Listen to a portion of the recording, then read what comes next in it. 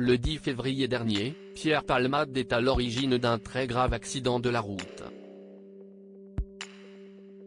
Sous l'emprise de stupéfiants, il va percuter une voiture et provoquer de lourdes blessures aux passagers et au conducteur. Lui-même blessé, il va être transféré à l'hôpital du Kremlin-Bicêtre. Là-bas, Muriel Robin, son amie de toujours, se rend immédiatement à son chevet.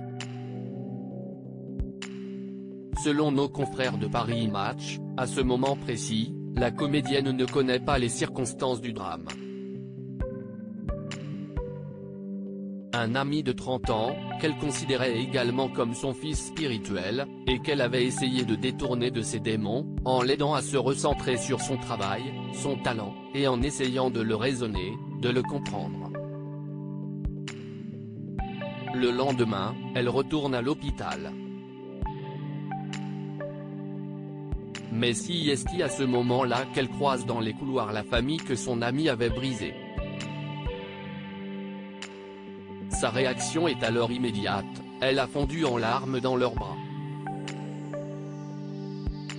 Nos confrères précisent que la comédienne se serait presque sentie coupable de cette situation, et de ne pas avoir pu éviter le drame.